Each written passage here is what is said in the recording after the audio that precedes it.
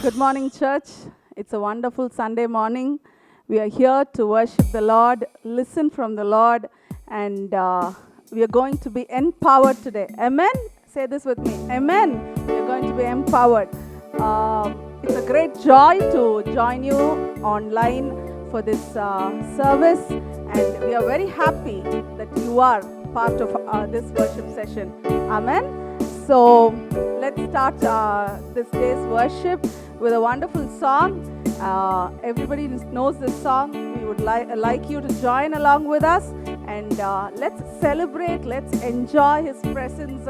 Let's have the understanding and the knowledge and know that He is among us, He is inside us, and He is moving through us and moving inside and for us. Amen. Hallelujah. You are here, moving in our midst. We worship you. We worship you. You are here, working in this place. We worship you. We worship you.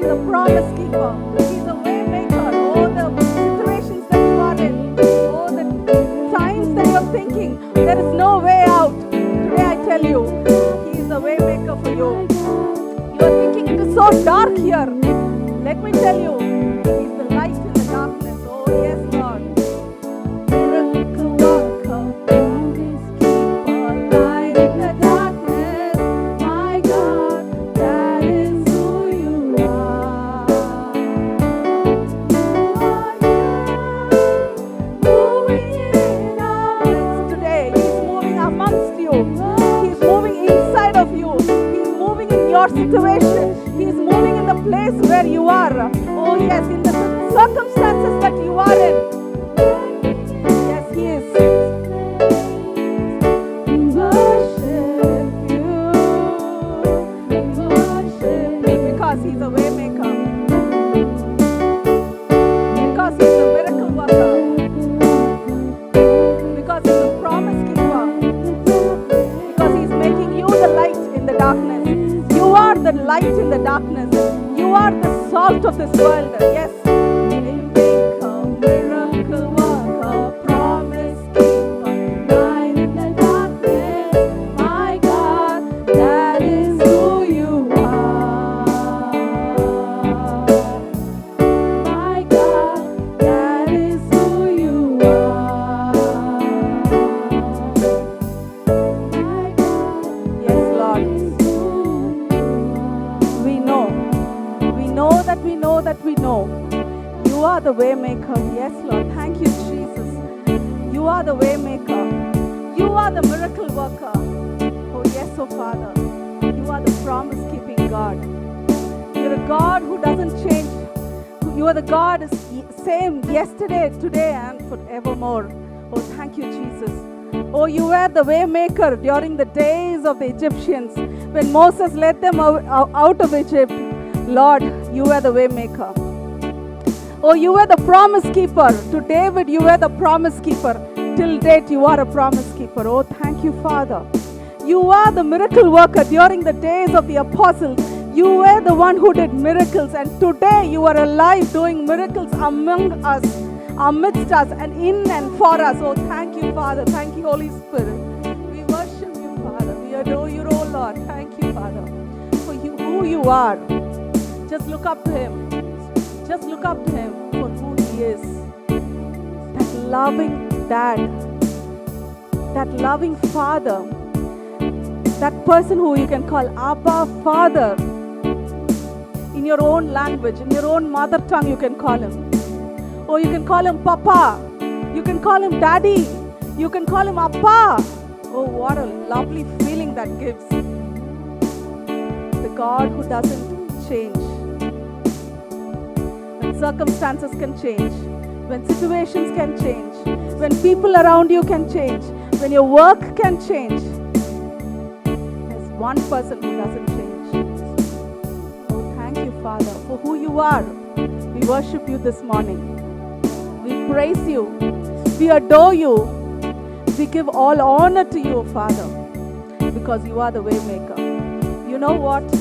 Let me add something to it. Today, He's kept you as the way maker. Today, He wants you to be the way for people who do not know the way. He wants you to be the miracle worker in places where they are expecting a miracle. A supernatural touch can go out through your hands. And He expects you to be the light in the darkness. My dear friends, you are the light. Can you tell? Keep your hand on your chest and say, I am the light. I am the light. In this world of darkness, in this world of chaos, when situations and circumstances are dark, you are the light. He wants you to be the light. This is a simple expectation from the Father above. May you be the light. May you be the way. May you be the miracle worker.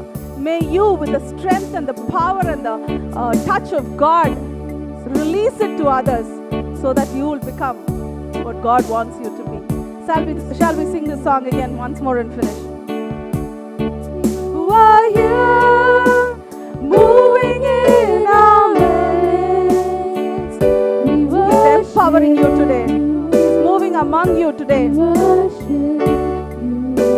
He's working in you today. He's working for you today. Amen. Hallelujah. We worship you. We worship you. Waymaker, miracle worker, promise keeper, light in the darkness. My God, that is who you are. Hallelujah. Waymaker, miracle worker.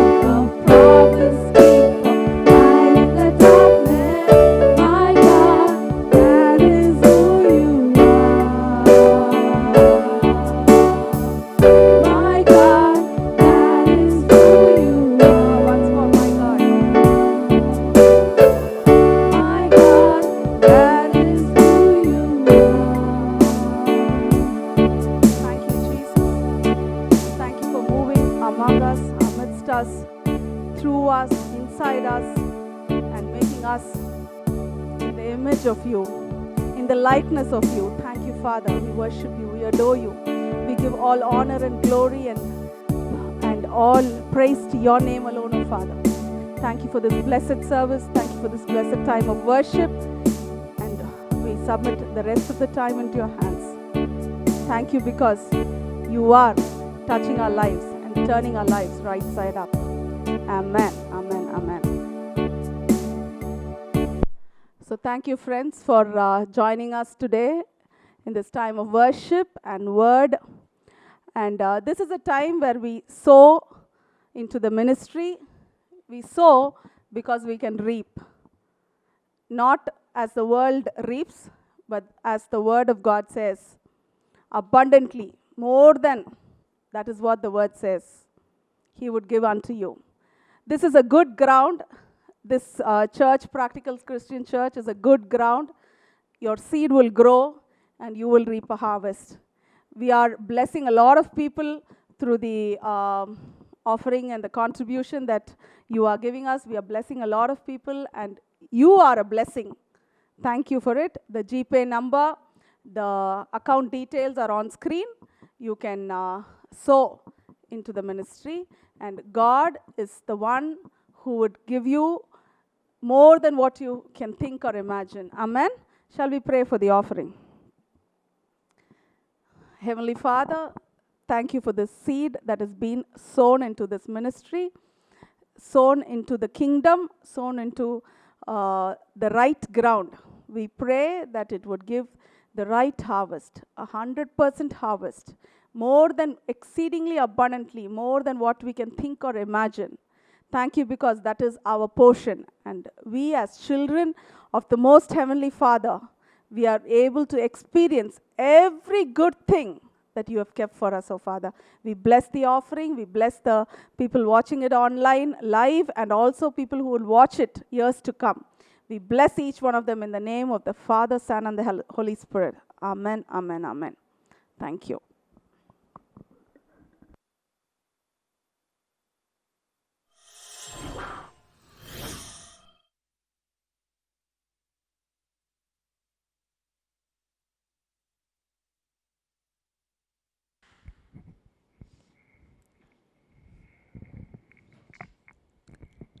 Hallelujah. Glad to welcome you all this morning to this Sunday service. Thank you for continuing to join us every Sunday. We are privileged to have you join us. And we believe you're getting greater revelations of the Word of God because we have the solutions for all our life's problems in the Word of God, and God is faithful to feed us with His Word every week. Amen. And I'm sure you are continuing to meditate all of this throughout the week, and your minds are renewed. And as we read, as our minds are renewed, our lives are transformed, and we get to the best that God has for us. And that is the vision of PCC for you. Hallelujah. So last week we were meditating on living a sickness-free life, and I'm sure that what we heard from the Word has helped you set out on this journey of living a sickness-free life on this earth. In today's scenario, it is a possibility. Hallelujah. So we're going to continue to meditate on healing, and today we're going to see about experiencing divine healing. Okay, or rather, how to experience divine healing. Okay, so these are I'm going to be sharing some of our testimonies, and practically how do we experience this healing that Jesus got for us 2,000 years ago on that cross. Hallelujah. So stay tuned, keep your eyes and your hearts open. I'm sure God is going to speak to you, and you are going to have greater revelations about divine healing and walking in divine health, and that is going to become your experience. Amen. Hallelujah. Initially, when this COVID started, and I think it was March, towards the end of March, and people were beginning to panic about this great pandemic that was going on around the world. And my maid came home one day, and she was very upset about all this pandemic. She heard all the news world over, and she was upset, and she came and told me this, which really shocked me. It made me realize how we believers have given a very wrong picture about our God to this world. She came and told me, Madam, it seems it's Jesus who has sent this COVID to this earth because men have all sinned and they've all, doing a lot of evil. And so to punish them and to correct them, Jesus has sent the sickness to this world. So she requested me, ma'am, please pray that your Jesus will, remove all of this and heal the people who are affected. Just take a moment to think about what she really conveyed. This is because what she was expressing was a product of what she had heard from a number of believers who live around her house. She is an unbeliever, okay, and she had heard a number of Christians living around her house who told her that this COVID was sent by Jesus to this earth. What if your child goes and tells all his friends in school, it's my mother who caused all the pains to me. It's my father who is the reason for my suffering. How would you feel? That is how we are making God sad. They were a mother and a father, and their son was a youngster, okay, he was a college student, and he was very unruly. He wasn't obedient, and he had a lot of friends, and he used to roam around and not concentrate on his studies. And so these parents were very disturbed, and he had a bike, and this boy used to go very fast on his bike. And so one of his neighbors who saw him drive fast one day came and told these parents, see, I saw your son driving very fast on the road in his bike. Please tell him, please correct him. And so these parents were really worried. They didn't know that the son was driving very rash. So they called him and they made him sit, and they spoke to him and they said, come on, see, this is not what you're supposed to be doing. We've bought a bike for you. You need to be driving safe, and all that, counseling and advice they gave this guy, and this boy went. And again, somebody else, one of their family friends came, and they again reported to the parents that their son was again driving very rash, and this disturbed the parents. And so what they did, one day when this guy was going very fast on the bike, on the road, he met with an accident. Okay, a lorry came across, and he hit against the lorry, and he was admitted in the hospital. And so when he started to recover, he lost his consciousness, and over a period of time, when he started to recover, there were a lot of people around him. His friends were there, his relatives were there in the hospital. And so he told them, what? My parents were trying to correct me. Okay? My parents, they tried advising me. They knew what was good for me, okay, but I was not obeying them. They tried taking their time out and speaking to me and telling me what is right and what is wrong, but I did not listen. So what my parents did, they contacted a rowdy, a gunda, and they told this person, come on, my son is not listening to my word, he is not obeying me. So what do you do? Tomorrow, in this particular time, he will be going on this particular road.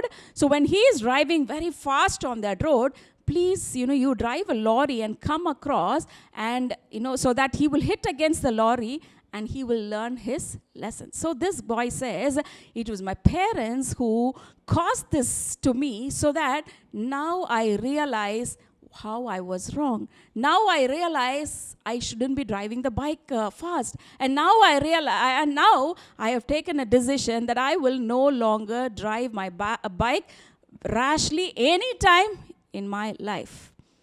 What would you think about those parents? Would you believe the story? Whatever I told you now? If the parents really did that, wouldn't they be the worst parents on this earth? Parents who, just to teach their son a lesson, made this guy meet with an accident, and the byproduct was the son learned a lesson. Okay? miserable parents they would have been if this was a reality. But just think, how many of us have thought about God this way?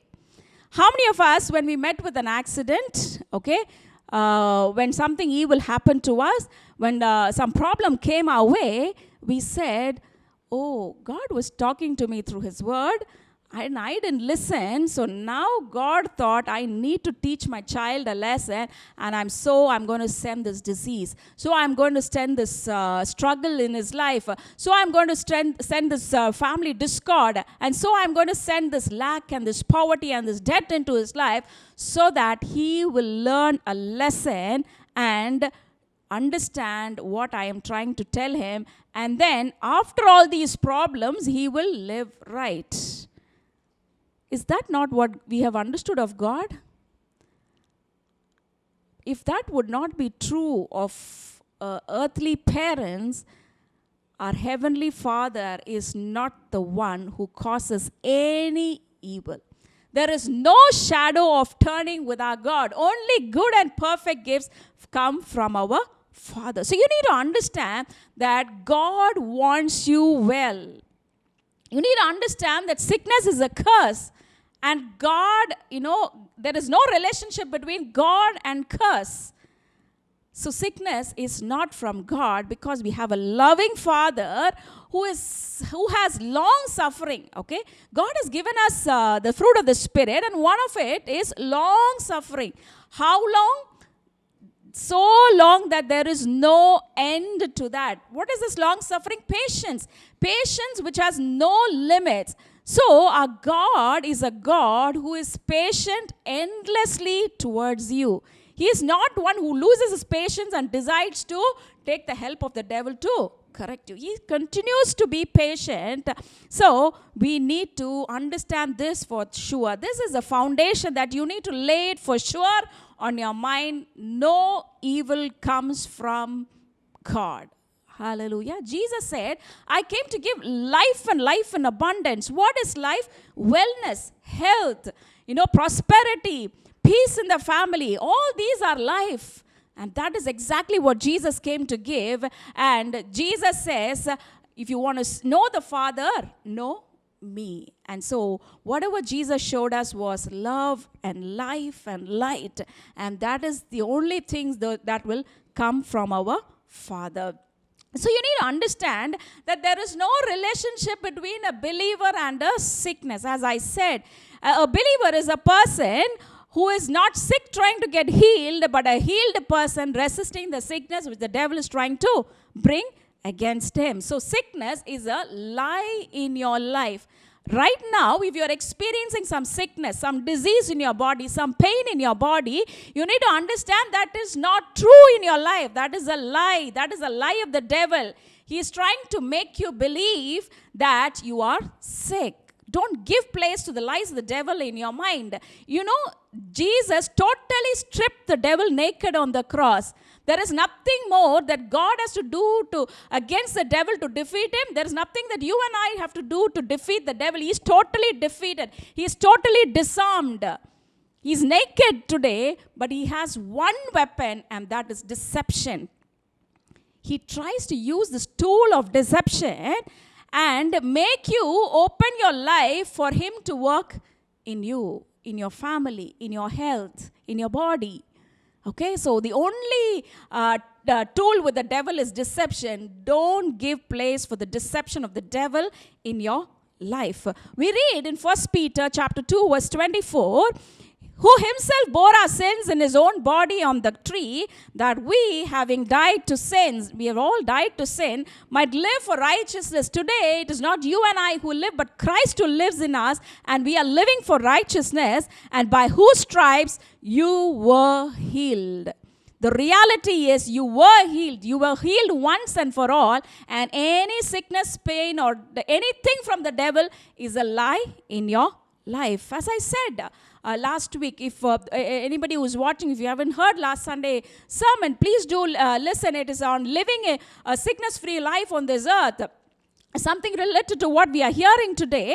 I told you we belong to a different world. We belong to a different kingdom where the law is totally different. Hallelujah. We are citizens of a different kingdom. Hallelujah. And so in this kingdom, there is no shadow of darkness. There is no depth. There is no relationship between sickness and us. So you need to know you don't have to be in constant fear about any sickness or disease that is around you. Hallelujah. Around 5 years back, until 5 years back, we were living a life where we were constantly in fear of something or the other. Fear of financial struggle, fear of strife between me and my husband, fear of our children getting sick, fear of our efforts not prospering. Some fear or the other was constantly occupying our mind, and it was killing us. It was not allowing us to progress in our life. But when we came to the knowledge of the truth, we were completely set free of fear. And I can tell you, to the glory of God, that today we live a zero fear life. Hallelujah. A fear-free life is what we live. So you don't have to constantly live in this fear of, getting sick, getting wet in the rain, and so getting sick, eating something because of which I could get sick, or, I am old, so I could get sick. You don't have to live in this fear. For you to help you understand how there is no relationship between you and the sickness, this thought came to me. Okay, there was this the terrorist who was Osama bin Laden. They killed him a few years back. He was causing a lot of misery on this earth. A lot of terrorist activities were going on. People were being killed ruthlessly, and that is what he was doing. So all of us have heard that news, right? Right when he was alive and he was executing those terrorist attacks and all of that, we were alive, and we heard this is the person who is causing this terrorist attack. All of us were listening to the news. How many of you, when you heard that news, you got scared, thinking, what if Osama bin Laden comes to my house today? How many of you got scared? No, right? Did you worry? What if Osama bin Laden comes to my house today and puts a bomb on my house? Now, did any of us think? No. You know why we were not feeling scared? We knew that there was no relationship between Osama bin Laden and me. There was no chance for him to come to my house. There was no chance for him to come and touch my life. Okay, though we heard a lot of news, we were not meditating on what if Osama bin Laden comes to my house. Just imagine. You heard a lot of news, and we saw this terrorist on the screen. We know how he looks. And during the time when all of this news was, very popular, what if some person who looks more similar to him comes to your house? Would you feel scared? No. You know why? Because you never thought in your mind, you never gave place in your mind or imagine in your mind that he will come to your house one day or he will do some evil to you. So even if a person who resembles him comes, you will laugh and you will say, hey, come on, this person resembles Osama bin Laden, right? You know why you were not scared? Because you knew that there is no relationship between him and you. There was no way that he could come and touch your life in any way. You know something? That is exactly how the devil is. He has no relationship with you. He has no authority upon your life. And there is no way that he can touch you. Hallelujah. There is just one way by which we can allow his works into our life. That is when we allow fear to operate. What if you seeing that news of that terrorist, you were thinking, come on, you were in your night, you were having nightmares that, what if this terrorist comes home? If that was what you were meditating on day and night, and suddenly somebody who resembles him comes, you would totally be lost. You would collapse, because whatever you think in your mind, that brings about either fear or faith. What are your thoughts bringing out today? What are your thoughts producing in you today? Are your thoughts producing fear or are your thoughts producing faith? Hallelujah. So there is no relationship between the devil or his works, which is sickness, and you. You need to know this truth, and only then you will not be giving any space on your mind for him or his works, to think about his works, to speak about his words. This knowledge that for a believer, that a believer is totally redeemed from the evil one, and there is no relationship between the devil and you. This knowledge is very vital for you to be able to live the God kind of life on this earth. Please do not think or speak or hear or expect sickness. If that is something you're struggling with, the choice is in your hands. I cannot come and force you. Stop thinking about sickness. I cannot come and stop you speaking about sickness. It's a choice that every individual needs to make. Make the decision today. It will be the most important decision that you make in your life. No hearing about reports of sickness and death and disease and pain. Cut off those noises. No giving. Once you cut off those noises, you will no more think. No thinking on sickness, no meditating on sickness, no speaking on sickness, no discussion about sickness, because it's all from the devil and it produces no benefit for your life, and no expectation of sickness. Hallelujah. Please take this effort to cut off all of these thoughts in your mind and in your words and your expectations. I tell you, from today, your life will be totally different. Not only about sickness, about anything that comes from the devil. No thoughts of strife in the family, no thoughts of financial struggles. Don't give place for any of these thoughts or words or expectations in your life.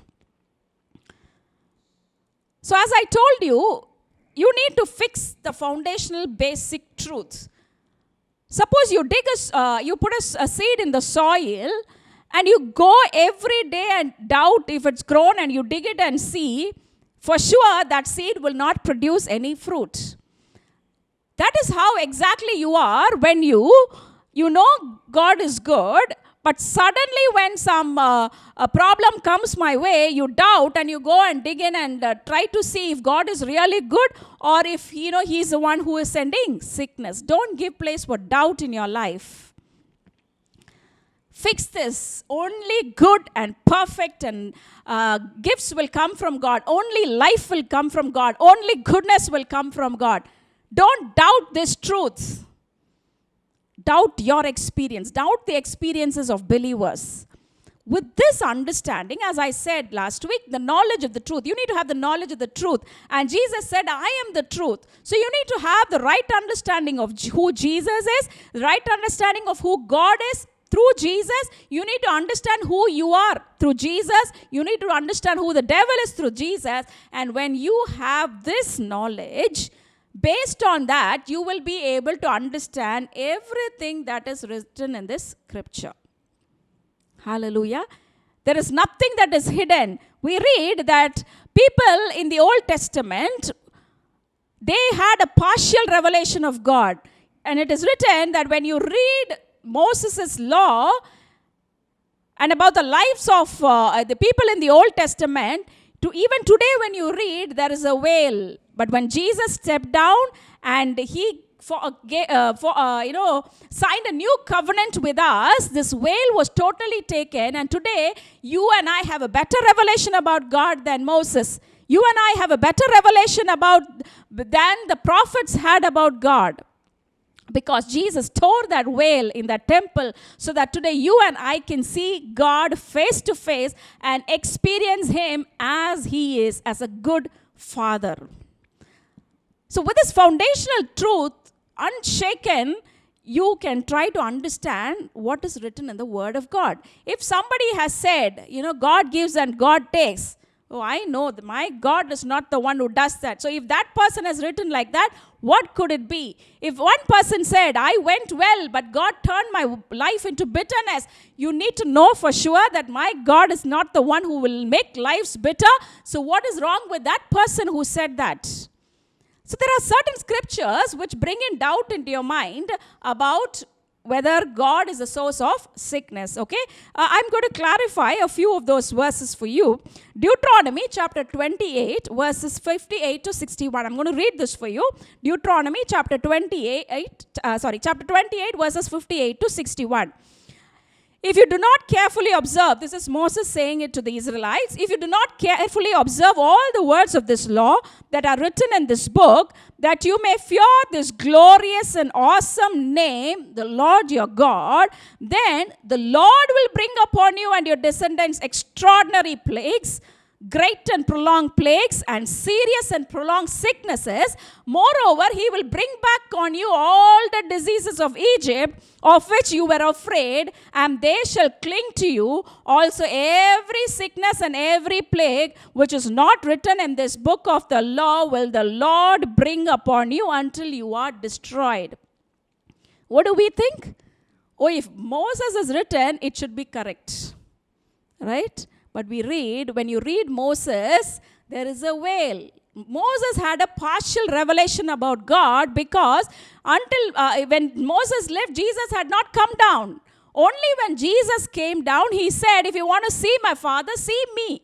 Only people who live after the cross have a full revelation about God. So we need to check on why Moses was saying this. He says, the Lord will bring upon you and your descendants extraordinary plagues, great and prolonged plagues, serious and prolonged sicknesses, all those diseases which was in Egypt, and every sickness and every plague which is not written in this book of the law. Why does he say that?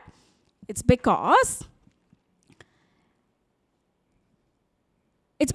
he, was trying to make the Israelites obey God. What do you do when you try to make your child obey you? When you have babies, you have them in your hand and you try to feed them. If your child doesn't eat, what do? Hey, come on! I'm going to there's one thief coming. He will catch you and go. Don't we do that? We try to threaten them. We try to make them feel scared so that immediately they will eat. And that it saves you some trouble. It saves you some time, right? That is exactly what Moses was trying to do. Moses was trying to make the Israelites obey the law. He was trying to tell them, come on, please do not disobey. Please obey. And he was spending all his time and energy for that. And so when they were not listening, he tried this method of scaring them, threatening them, so that fearing all these consequences, they will obey. This was not God's word. This was Moses' revelation of God, which was partial revelation. Jesus said, I came to give life and life in abundance. And nowhere in this verse, it reflects God's nature. Likewise, Exodus, so this is one verse using which people question, no, this verse says that God brings sicknesses. No, that was Moses' revelation. And Exodus chapter 4 verse 11, let me read it for you. Exodus 4:11. So the Lord said to him, who has made man's mouth, or who makes the mute, the deaf, the seeing, or the blind? Have not I the Lord? Okay. Reading this verse, if you do not have the understanding of this basic, have the knowledge of the basic truth that God is good and only good, what you will understand from this verse is God is the one who makes some people deaf, some people blind, some people mute, and some people see. You know what exactly this conveys? This verse conveys what exactly it means. We know for sure that only good will come from God. So God, and we know He's an impartial God. So we know that He will not create some people well and some people sick and blind and deaf and dumb. So what this word exactly conveys is, on this earth, every human being has come from Adam. Right? Even today, every human being who is born is from Adam. Sometime back, they tried to clone human beings. I think when I was a child, I heard this news. They were trying to clone human beings. That was not possible. Out of man, whom God created, is how human beings are produced. There is nobody who has been created outside Adam. All of us are part of Adam. And even today, every human being who is born is created by God. Okay, so this verse says that everyone is created by God. Hallelujah. But the sickness in them, or the deafness in them, the muteness in them, the dumbness in them is not from God. Even people who are deaf, who are blind, who are dumb, they are also created only by God. But the dumbness or the deafness or the sickness in them is not from God. Hallelujah. It can only come from the devil. We find people with disabilities. Is it God who is creating them like that? Then he would be the worst person, I would say. He was so partial that he creates some people very beautiful. No, he is the one who creates them, but that sickness or that problem in them is not from God. It is from the devil because of different reasons. Because people give place for the works of the evil one in their life, he is even able to produce babies who are disabled even when they are born. Hallelujah. Don't doubt God, doubt people's experiences, doubt the things around you. John chapter 9, verses 1 to 5. Okay, this is one verse which people quote and say, God causes sickness. Just to bring glory to his name, God causes sickness in people. John chapter 9, verse 1 to 5. This is about this blind man. Jesus healing this blind man. Walking down the street, Jesus saw a man blind from birth. His disciples asked, Rabbi, who sinned, this man or his parents, causing him to be born blind? I'm reading from the Message version of the Bible. Okay? I would encourage you to read the Message version because it gives a lot of clarity about things which we do not get clarity in the other versions. Okay, so this is from the Message Bible. Jesus said, when they asked him, what is the disciples asked him, what is the cause for this sickness? Okay, what we generally read in the different other versions and what it exactly conveys is, it looks like Jesus saying that God only gave the sickness so that my name will be glorified when the sick person gets healed. Okay, the right understanding is in this Message version. Jesus said, you are asking the wrong question. I'm reading from the Bible. You're looking for someone to blame. There is no such cause effect here. Look instead for what God can do. Hallelujah. Jesus is saying, when the disciples wanted to find out the cause. So today, if you are having a sickness, how many people have told you, yeah, your sickness is because you did that, because your ancestor did that. What you are going through, the struggle you are going through is because your parents did this. Are people telling you? Yeah, that's how people, blame us, or blame our parents, or blame our ancestors, or blame what you did. That's exactly how the disciples are asking. And Jesus is saying, all that doesn't matter. The cause doesn't matter. When God intervenes in your life, the cause never matters. When the adulterous woman was brought to Jesus, Jesus did not want to find the cause of why that woman went into adultery. He didn't question her and ask, come on, why did you have to do this? No, God is not interested in the cause of your problem. He has a solution which is available no matter what the cause is. So Jesus says, you are asking the wrong question. You're looking for someone to blame. There is no cause effect here. Come on, the question you're asking is stupid. You're trying to put the blame for a sickness on somebody. Instead, you see what can be done now, what God can do in the midst of the situation. Your past doesn't matter. Your causes doesn't matter. The cause of your problem, the reason for your problem, the people behind your problem doesn't matter. God has a solution for you, and He is saying, look what God can do right now in the midst of this sickness.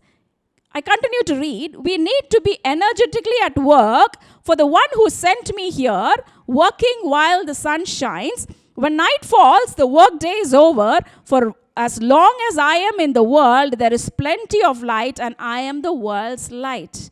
Jesus is not saying it is not his parents who sinned, or it is not, any other reason. It is God who has made him sick so that God's name will be glorified. That is a wrong understanding of this verse. Jesus is saying, Come on, leave out those questions. Who is the cause of the sickness? Now it is time that I've come here into this world. There is so much of light and life and health and healing available. It's time to give this to that person instead of questioning and trying to find out the cause of his problem. Hallelujah. And there's another question people have. What about Paul's thorn? If Paul had a problem, he was one of the greatest, man of God. If he has a problem, it must be from God, right? We read in 2 Corinthians 12:7, and lest I should be exalted above measure by the abundance of the revelations, a thorn in the flesh was given to me, a messenger of Satan to buffet me, lest I be exalted above measure. So we have understood that God gave Paul a sickness in his body so that he will not be able to boast about himself, so that he will stay humble and suffer for God. God is not interested in your suffering. God is interested in your wellness. God is interested in you doing good, doing well, living healthy, so that his will can be done on this earth. God cannot make his will executed on this earth without you. So if you're going to be in sickness and die soon, God cannot bring his plans to fulfillment on this earth. So he needs you well. He needs you healthy. He needs you to live a long life. So this, when you analyze this word thorn, which Paul is mentioning here, that the thorn was given to him in his flesh, what does this word thorn refer to in the Bible? In Numbers chapter 3 verse 55, okay, I'm going to read this verse, and there's also another reference which I'll give you, which you can read later. Numbers 33 and 55.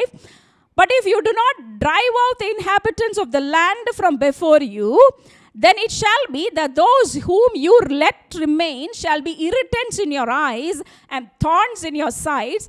Then they shall harass you in the land where you dwell. God is telling his people, if you do not finish off your enemies, okay, if you do not drive them out totally, there will be some people who will still remain, and they will keep pricking you, and they will not allow you to live well. So, and you can also read Joshua chapter 23 and verse 13. There also it conveys the same thing.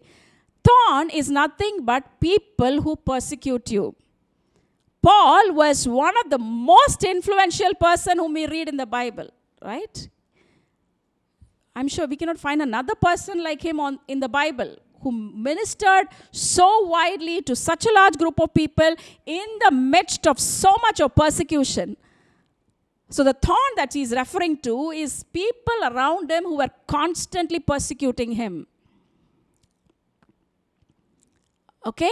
Paul was not having any sickness in his body. If he was sick, he would have not been able to go to such extent in taking the gospel to the ends of the earth. So he was talking about people who were constantly there, his enemies who were pricking him. He was the most, inflicted person we could read of, going through so much. But he calls all of that a light affliction. Hallelujah. He was persecuted constantly by the people around him. So you need to understand that God doesn't test or tempt us. He gets nothing out of testing you and tempting you. You could watch my short video in our YouTube channel titled, Does God Test or Tempt Us? You would have the answers to this if you have this doubt, if God is the one who tests and tempts us. So I want to tell you this morning that it is God's will to heal all. Hallelujah. Healing is the practical of preaching the word of God. So today, by the end of this word, we're going to speak health and healing upon you. And anybody who is sick, please receive that healing, and you're going to be set free completely once and for all for any of the diseases, whatever you name it. Okay? So wherever Jesus went and taught about the kingdom of God, he immediately performed healing and miracles. So that was God's desire. We read that Jesus came to set the prisoners free, heal the sick. So healing people is God's desire, his longings. And in Acts chapter 10 verse 38, we read that Jesus went about healing all. Hallelujah. We we think, God has a plan such that for some, He has destined them to live well. No struggle, no sickness, no problems. They will live well. For some, a little sickness, okay? And for some, total problems. They have to go through all of that and prove to God that they still love God. No. We read in Acts chapter 10, verse 34, that God is not a respecter of persons. He is an impartial God. His love is unconditional. It's impartial. His love for you and your enemies is the same. So that is the God whom we serve. So it's His heart's desire for all of us to live well on this earth. And we need to realize that there's an enemy who's fighting against this vision of God, who is trying to bring sickness and struggle and problems so that you do not enjoy the best that God has for you. In Mark chapter 1, we read about a leper. That leper comes to Jesus and he says, Lord, if you heal me, if it is your will. And what does Jesus say? Yes, it is my will to heal you. And He healed that leper instantly, right there. If He healed that leper and He said, it is my will, it is His will to heal everyone, whatever disease it is. Hallelujah. Nothing is difficult for God. Maybe some of you are having headache or somebody else is having cancer. It's all the same for God. Doesn't make any difference. Right now you can receive that healing. As I am speaking, you're going to receive the healing. That's exactly what I believe as I speak. How do you receive divine healing? That's what, I've titled today's message as Receiving Divine Healing, or experiencing divine healing. You need to understand, first truth you need to understand is God is not the source of your sickness. That is sealed once and for all. Okay, no doubting in that. And then you need to understand that whether you get healed or you continue in sickness doesn't depend upon God or His timing. Amen. God's timing is always now and here. Hallelujah. There is no delay with God. Whether you receive the healing now or you continue to live in sickness or you receive the healing later is in your hands. And you need to understand that God does not heal you when you cry, fast and beg. Some of us, that's how we have understood God. We think the more I weep, the more I shed tears, the more I fast, the more I cry, God is going to answer me more or answer me better or answer me sooner. No. 2000 years ago, God made every provision that mankind will ever need on this earth. Take this from me this morning. 2000 years ago, when Jesus died and rose again, God made provision for all of mankind's sins, sickness, curse, lack, debt, poverty.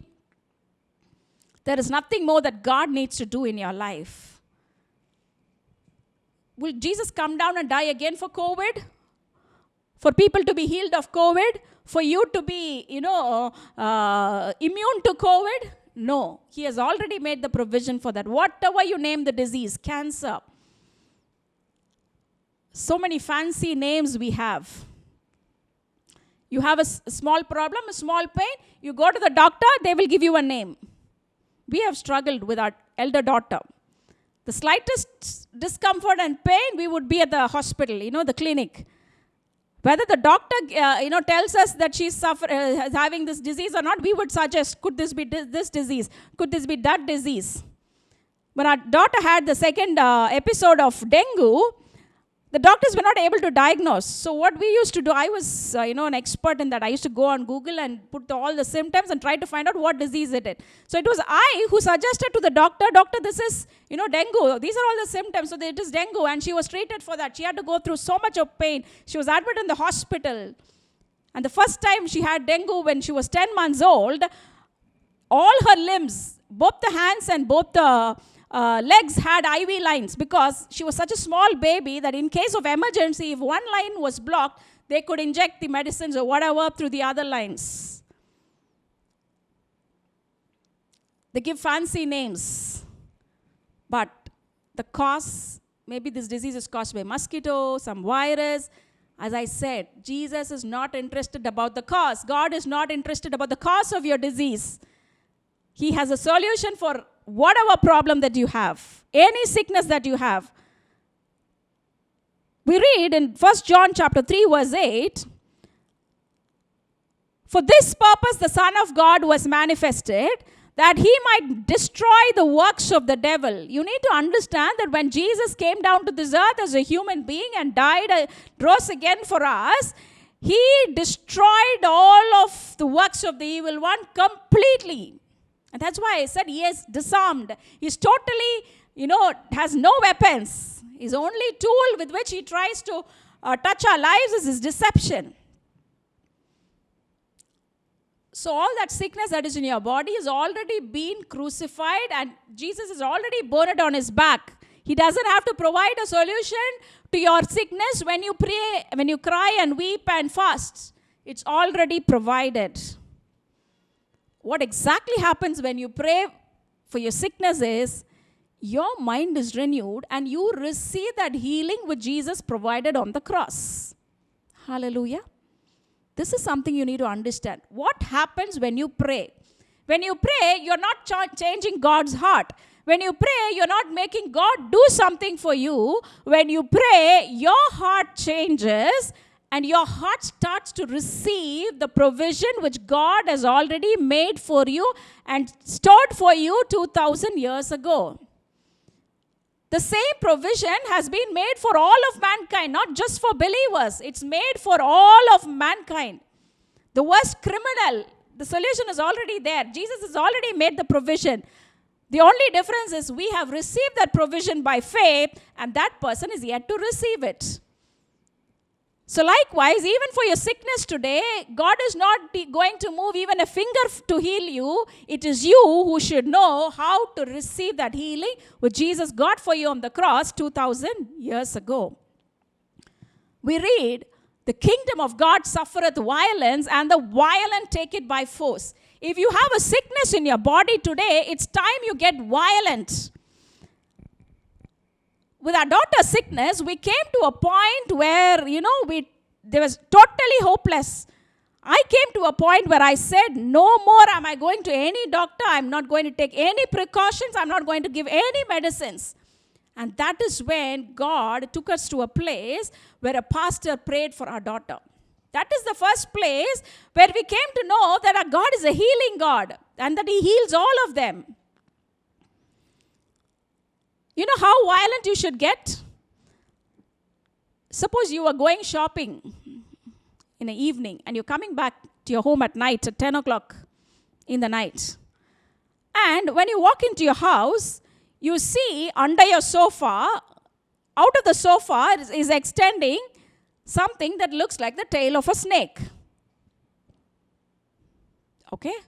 You're walking into your living room and you under your sofa, you see something extending out which looks like the tail of a snake.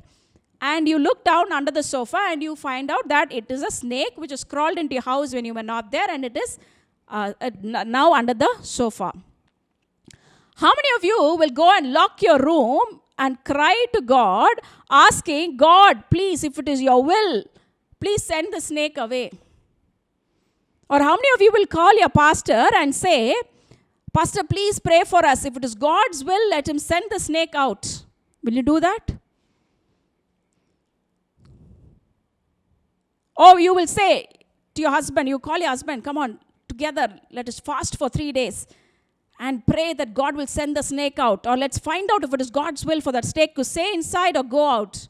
No, you wouldn't do that. Though it is 10 p.m. in the night, though it is too late, you would simply not do anything other than finishing off that snake and killing that snake and throwing it out of your house. Hallelujah. How violent you would get against that snake. That is how violent you should get against sickness, because it is not, you are not destined to be sick. That is from the evil one. It is not from your God. You need to get violent until you send that sickness away. Hallelujah. God doesn't have to do anything to heal you. It is you who has to receive that healing by faith and act in faith and be delivered of that sickness that is taking control of your life. What did the lady with the issue of blood do? Did she pray? Do we read? She prayed for 3 days and then found out that, she has to go out and touch the hem of Jesus' garment? No. She knew there was a solution. She knew there was one person who could give her the perfect solution. And you and I know that Jesus can give us the perfect solution for all of our problems, especially sickness. And in those times, any woman, going in the midst of a group of men was an offense. And more so a woman who was having an issue of blood. Hallelujah. This lady didn't sit complacent. She has suffered enough. She got violent and she went against all the traditions and she went against the law. And she had no right to touch Jesus' garment. But she went against all of traditions and law.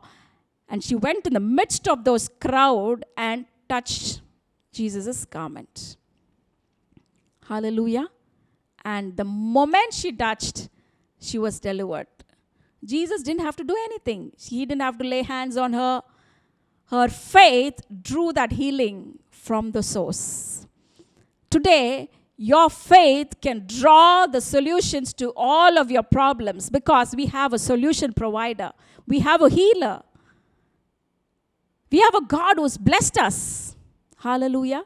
The healing is already provided. You just need to draw. Suppose you go to a shop and you give 10 rupees to the shopkeeper and ask for a pen. The shopkeeper is taking the pen and giving it to you. And in the meanwhile, before you could take that pen, what if you just walk away? The problem is not with the shopkeeper. He is already having the pen and he is giving it to you. But you are not receiving it. Instead, you're walking away without that. So there is a giver and a receiver. The giver, who is our good God, our daddy God, has already made all the provisions. And he has given it already to you. When you were saved, in your spirit, he has given the fullness of his blessing and he has placed it inside you. But you are just walking away thinking, okay, in God's time he will do. Or maybe he has kept this only for me. I have to suffer all my life. Maybe my child is destined for this. That is God's will. The most misused concept is God's will. So I'm going to tell you certain things and how you need to receive the healing. First, to be able to receive from this provision that God has already made for you, from the healing that Jesus got for you on the cross, how do you receive that healing now?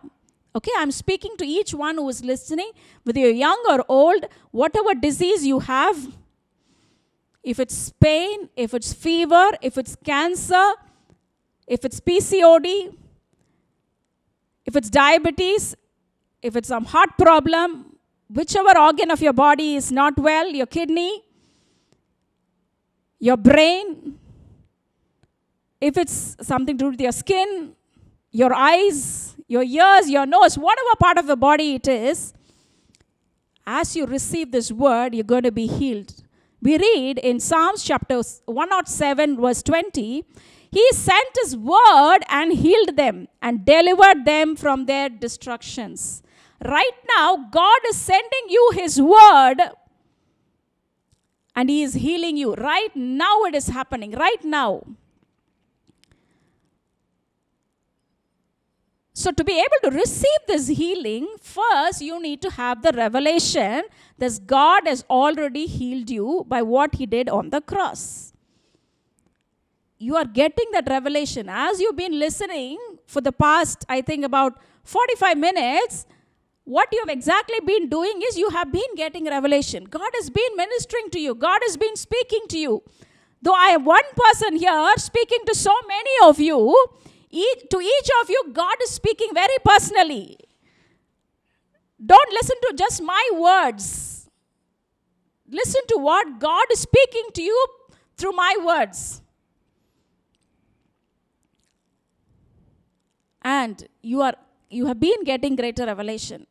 The devil might be telling you, what is this revelation? It's something I cannot understand. Yeah, there was a time when I was thinking, revelation, that great preachers, 40 years they've been ministering, they preach on big stages for huge crowds of people. They are the ones who get revelation. No, revelation is every believer downloading from God's heart what he has in his heart. Downloading into your heart or your mind what is on God's heart and his mind. And you have downloaded today into your mind that God's desire and God's heart is filled with a desire to heal you, for you to be well, for you to be delivered of all the works of the evil one. So it's been producing a revelation in you. Revelation is not something, it's very for super people. No, it's for every one of us, everyday experience. As God speaks to us, we are having a greater understanding of the truth, and that is revelation. And we read in Romans chapter 12, verse 2, be transformed by the renewing of the mind. This revelation that you have received today, it has renewed your mind. You were thinking the worldly way. You were thinking according to your old nature. You were thinking according to when you were old creation, before you were born again, the sin nature, you had some thoughts. So till now, you were thinking on those lines. But as you heard the word of God this morning, some revelations have been produced on your mind. Some pictures that are on God's mind have been downloaded into your mind, and you can start seeing yourself healed. Your life will be transformed once and for all when you allow your mind to be renewed with the truth. And as we read 1 Peter chapter 2, verse 24, you have got a revelation today that God is not going to heal you. You have been healed already. Hallelujah. How many of you receive it? Say amen. Hallelujah. Amen. Amen. Hallelujah. Receive it. Receive it. So first, you need to get a revelation. And this revelation and renewal of your mind doesn't happen at one instant. Salvation happened once and for all because that was God's work. At that one moment when you received Jesus, you were saved. That's once and for all. But your role and my role is to lifelong renew our mind with the truth and not give place to doubt and unbelief. Not listen to teachings which will produce unbelief and doubt and fear in us, but listen to teachings that will produce faith in us. So once you get this revelation, what exactly you will do is you will start seeing yourself healed by your eyes of faith. Amen? Maybe there's a pain right now, okay? Or your sickness right now in your body, diabetes. You cannot see diabetes with your eyes. Or you cannot even see with your physical eyes, you cannot see yourself healed. Only when you take a test and check your blood, you will know that you are healed, whether you are healed or not. Once you get this revelation that you are healed, God has already healed you. It's God's will that for you to be healed. Once you get this revelation, it's time you start seeing with your eyes of faith. See yourself healed. Hallelujah. Going to that church a few years back, we got a revelation. Okay, our God is a good God. He's one who heals. He heals all. And so we knew God was going to heal our daughter. Our daughter was going to receive healing. We knew that. That was a revelation. Then we started seeing our daughter healed. We read in 2 Corinthians chapter 5, verse 7, walk by faith and not by sight. Don't go by what your physical eyes are telling you. Your physical eyes are telling you you're dark, you're thin, you're fat, you're tall, you're uneducated, you're nobody compared to somebody else. Your physical eyes are telling you, or your physical carnal mind is telling you you're sick. You have to suffer. Don't give place for the physical sight. We are people who are called to walk by faith and not by sight. If that woman with the issue of blood, if she had the slightest doubt whether she will get healed. If she touches the hem of Jesus' garment, she would have not gone out, stepped out. Because if she hadn't got healed and people found her out that this lady with the issue of blood has come in the midst of this crowd and defiled all of us, and she has also touched Jesus' garment, she would have been taken to task. Should have been stoned to death in that very place. You know why she could go step out without a shadow of doubt? She saw with her eyes of faith already that she was getting healed the moment she touched Jesus' garment. Hallelujah. So it's time you start seeing yourself healed, seeing your child healed, seeing your spouse healed, seeing your parent healed. See. Don't expect death. Don't expect worse health. Start seeing your child getting well, running around, playing, coming up in life, getting highly educated, being an influencer, being a minister of God, touching lives. See your parents, maybe they are old, but see them living long. At the same time, not living long in suffering, but being in good health, lifelong. And being a source of joy to you. See your spouse that way. See your friends, see your family members that way. See your siblings that way. See yourself. If you are the one who is sick, see yourself well. Start dreaming about what you're going to be doing. How you're going to excel in life. Whatever has happened in the past, it doesn't matter. Life hereafter is going to be more glorious than what it has been in the past. Start seeing that. In 3 John verse 2, we read, "Beloved, I pray that you may prosper in all things and be in health, just as your soul prospers." You know how much healthy you can become? As much health you can see with your eyes of faith. As much as your soul or your mind or your heart can prosper, so much you can prosper in all areas of your life, including your health. Before you see that in your mind, in your eyes, in your eyes of faith, in your mind, you cannot get there. Suppose you want to go to a shop. Before going to that shop, you already see in your mind which shop you're going, how you're going, what you're going to buy, where that particular thing is going to be placed, how much you're going to be paying that person. You do not get to anywhere where you've not already imagined. You only go to places which you've already imagined in your mind. Suppose you want to go to the shop, you don't blindly go. You already know where you're going, what you're going to be doing. So likewise, you can prosper and be in health as much as your soul prospers, as much as your thoughts are prosperous, as much as your imaginations are prosperous, as much as your heart and your soul is prosperous, so prosperous you can be, so healthy you can be. Hallelujah. You draw the limits. It is not God who draws the limit, and it's not even the devil who draws the limit. You draw the limit to how much health you can enjoy in your life. 2 Kings chapter 3 verse 17 says, "You shall not see the wind nor the rain, but the valley will be filled with water, so that you and your cattle and all the animals can drink of it." Maybe today, you're not seeing the manifestation of that healing right now. But you don't have to see that. You are healed, and you will experience without a shadow of doubt.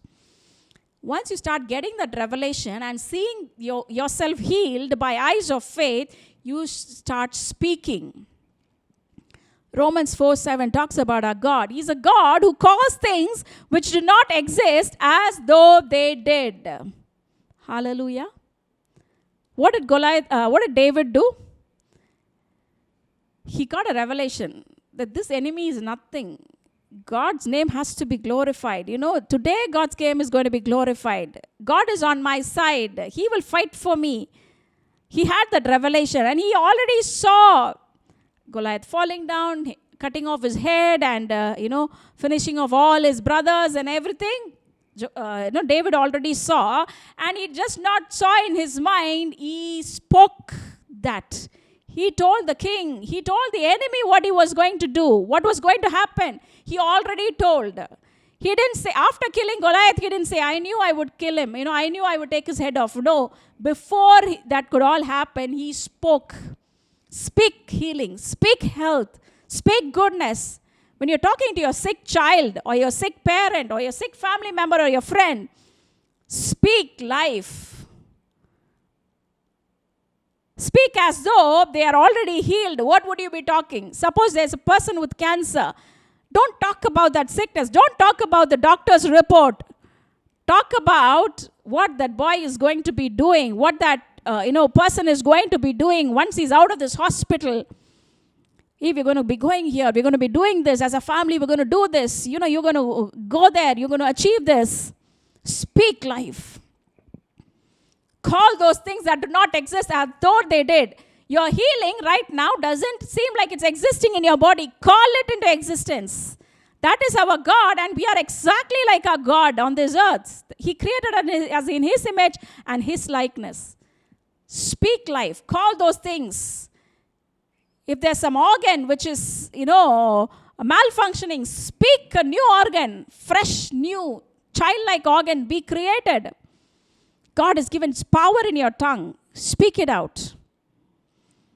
And once you start speaking out, you act in faith. You start doing those things which you would normally not be able to do. What was that lady? She was still, the blood was still going out of her.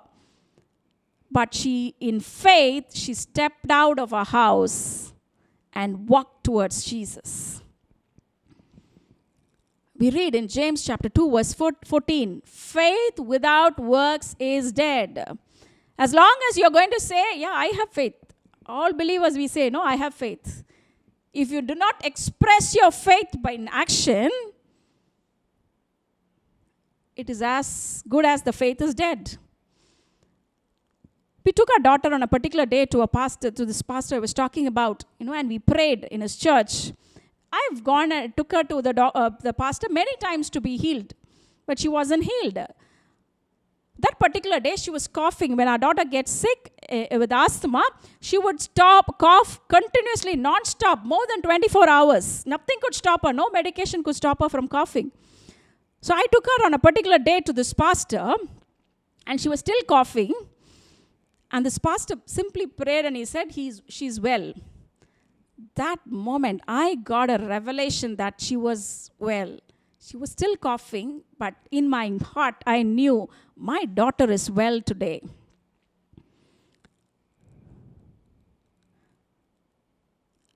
And the moment we went back home, she was on, these puff for that asthma, of that wheeze.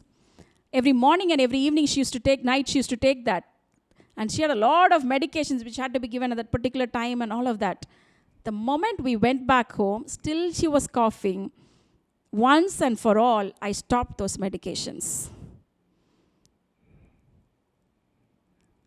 And today, it's been 8 years, God has delivered her completely.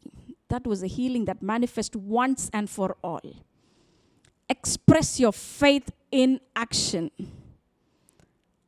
We used to be constantly going to the medical shop, the pharmacy near us.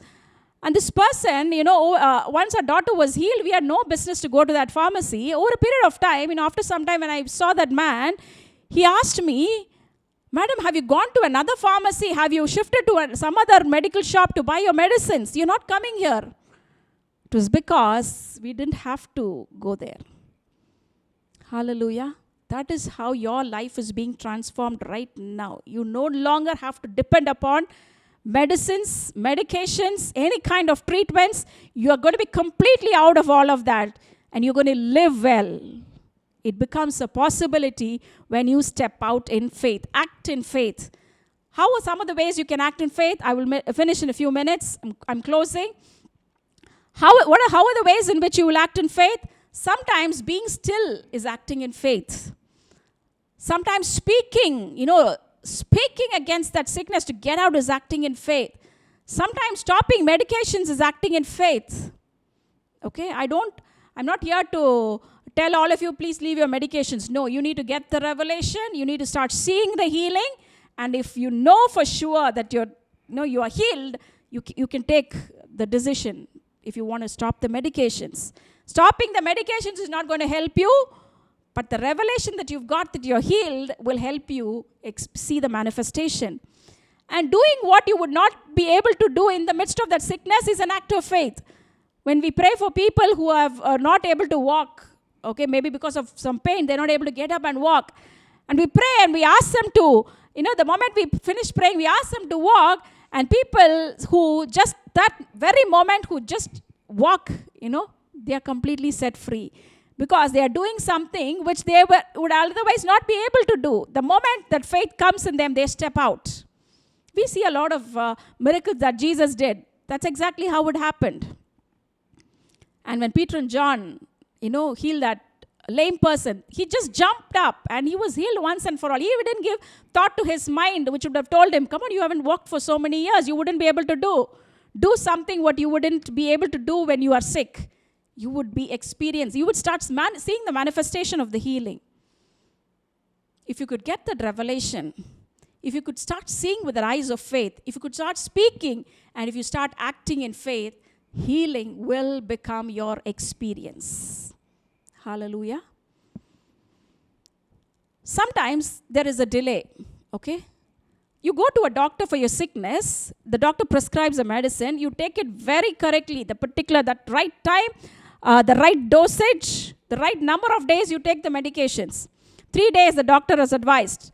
You don't get well in 3 days. What do? You go back to the doctor. Right? But if I go to this doctor and follow his prescriptions, I will be well.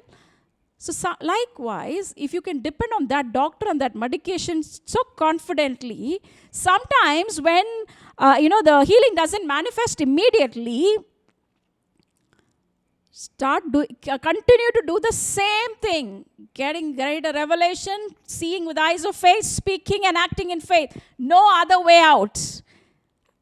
Patiently continue doing that. It's a repeated action. You keep doing that, you will be delivered completely. Hallelujah. You will see the manifestation. There is no shadow of doubt about this. Suppose I start banging this table. Okay, I take a hammer and start banging. First time I hit, it doesn't break. The second time, it doesn't break. But I continuously continue to bang it. At that one moment, it will break. There is no stopping that. Likewise, just hold on and do. This is the strategy. You know the strategy. You know the solution. Revelation, seeing with eyes of faith, speaking, acting in faith. You will experience healing from any problem. Hallelujah. Any sickness. Okay, this solution I am giving only for people who are not able to see immediate solution. So don't expect that your sickness will take some time to heal. No, you will receive healing right now as you are getting the revelation and as you are acting in faith. As I'm going to pray, if you're having pain in your leg, for example, and you've not been able to walk straight or walk for long or jump or sit, please do that, what you would not be able to do. And you will be set free completely, and that sickness will never again come in your life. A younger daughter once swallowed a ring, okay, and it had a stone. She was around 5 years old then. She was lying on the floor, and by mistake, she swallowed a ring. And she came and told me, this was the time when I was getting this word of faith, and my faith was building up, and I was believing for, God to do things for us, supernatural things I was believing. That was the beginning of the journey. And she came and told me, it was 8 in the night, my husband had gone to office and he was not yet back. And she came and told me, Mommy, in fear, she came and told me I swallowed the ring. And then 1 second, there was a fear coming up, but beyond that, what took over was the word of God which said, no weapon that's formed against you can prosper. That was the time I was studying in that Bible college, Andrew Wommack's Charis Bible College, and I was meditating day in and day out, listening to a lot of teachings, and faith was, the word of God was more stronger than the reality for me, and the moment this word of God came into my mind, I told her, no problem, this ring will come out of you in your stools, and I stayed quiet. Then my husband came and, and I told him, and then she was going to school then, and I was working. And so I decided that the next day I will take a day off and I will not send my daughter also to school. And so that when she passes stool, I will check if that ring is coming out. Okay?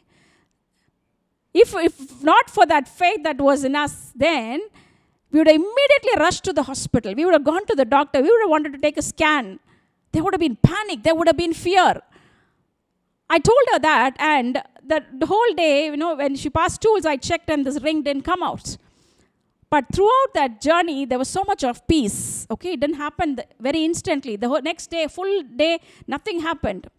And so the very next day, I had to go to office because, I couldn't give any reason. So I told my daughter, you go to school, and I went to office. And when I went to office, people there, they were all not believers. I couldn't go and tell them, I believe that it will come out. I simply told them, it came out. Yesterday it came out in her stools, and I continued with my work. And the next day, I went, that day after work, when I went home, and my daughter came from school, she passed stools, and the ring came out exactly how it went in. Hallelujah.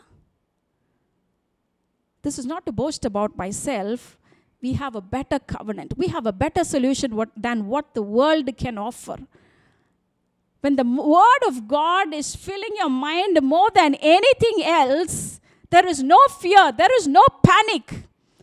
You can operate in patience. You can be still and know that God, He is God.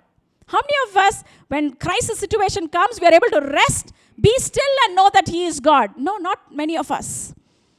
But when you allow the word of God to fill your mind, the truth to fill your mind, the revelations to fill your mind, than any other things that are around us, you will stay still and see that He is God, and you will see Him doing things for you. Then it will be effortless. Hallelujah. Let's pray.